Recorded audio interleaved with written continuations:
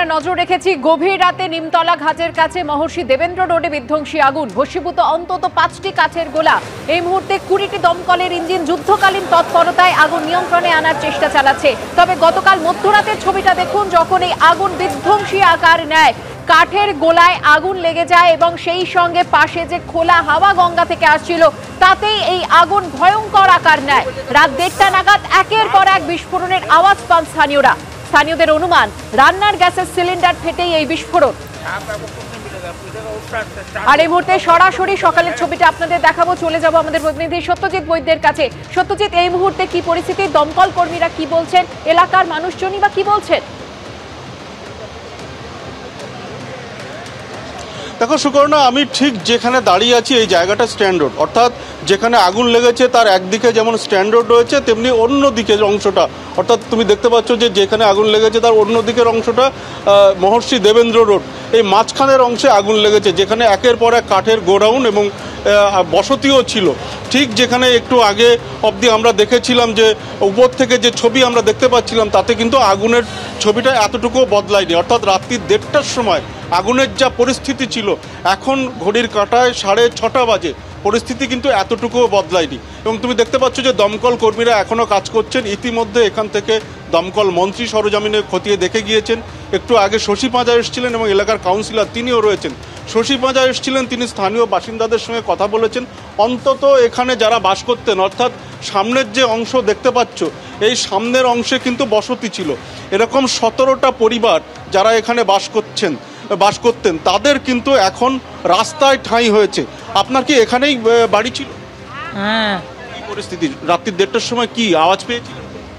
হ্যাঁ, 2টার সময় পুরো একদম আগুন লেগেছে, সবাই আওয়াজ দিল, তো আমরা সিলিন্ডারেই শুধু বের করেছি, আর আবার ধোধে ধোধে করে পুরো ভরে গেছে সব, আমরা শুধু নামতেই পারলাম। কোনো হতাহত সবাইকে ঠিক মতো সরাতে পেরে? হ্যাঁ, শুধু আমরা নামলাম, আমরা সামান জিনিসপত্র সব ভরে আছে, সব ভরে। আপনার কি পরিস্থিতি? আমাদের পরিস্থিতি খুব খারাপ, সব পুড়িয়ে গেল। বাচ্চাকে ওষুধ মানে দুধ দওয়াই সব করতে পারলাম না, কিছু বার হয়নি।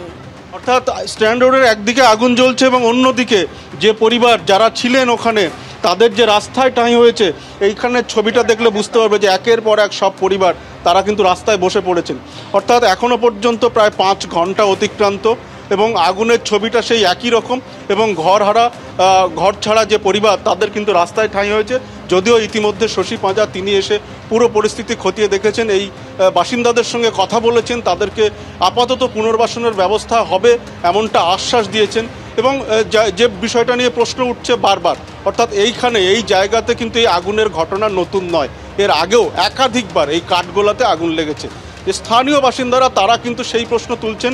তারা বলছেন যে এর আগেও কিন্তু সতর্ক করা হয়েছিল, মন্ত্রী নিজেও বলছেন সতর্ক করা হয়েছিল। অর্থাৎ এখানে যে সতর্কতামূলক ব্যবস্থা তা কিন্তু নেওয়া হয়নি এবং সেরকম কোনো সতর্কতা ছিল না। সেই কারণেই এই অগ্নিকাণ্ড বলে প্রাথমিকভাবে অনুমান করা হচ্ছে। ঠিক কিভাবে আগুন লাগলো, স্থানীয় বাসিন্দারা জানাচ্ছেন রাত্রি 1:30 নাগাদ তারা একের পর এক বিস্ফোরণের আওয়াজ পান। অর্থাৎ এই সমস্ত জায়গাতে যারা বসবাস করতেন, তাদের যে রান্নার গ্যাস, সেই গ্যাসের সিলিন্ডার থেকে বিস্ফোরণ হয় বলে প্রাথমিকভাবে স্থানীয় বাসিন্দারা অনুমান করছেন।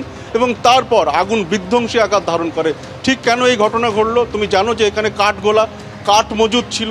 এই যে দাহ্য বস্তু, তার পাশাপাশি গঙ্গা তীরবর্তী এলাকা, একদম পাশেই গঙ্গা, সেখান থেকে খোলা জায়গার হাওয়া, এই দুটো কারণে কিন্তু এখানে আগুন খুব দ্রুত ছড়িয়ে পড়ে। এবং এখনো পর্যন্ত আমরা দেখতে পাচ্ছি যে একের পর এক নতুন জায়গাতে কিন্তু আগুন ছড়াচ্ছে। এবং আশপাশে যেহেতু বসতি, একটা পুরনো কলকাতার অংশ, এখানে কিন্তু ঘন বসতি, যে কারণে যে কোনো সময় বড় কোনো বিপদ ঘটে যেতে পারে। সেই কথা চিন্তা করে তুমি দেখতে পাবে, রাস্তার ছবিটা দেখাতে বলবো সন্দীপ পালকে, যে এই রাস্তার দিকে তাকালে দেখতে পাবে যে স্থানীয় বাসিন্দারা, তাদের মধ্যে কিভাবে আতঙ্ক ছড়িয়ে পড়েছে, তারা রাস্তায় নেমে পড়েছে। আপনার বাড়ি কি এখানে? হ্যাঁ স্যার, অনেক পুরা ডেঞ্জার হয়ে গেছে, কি হবে কি না কেউ কিছু জানি না।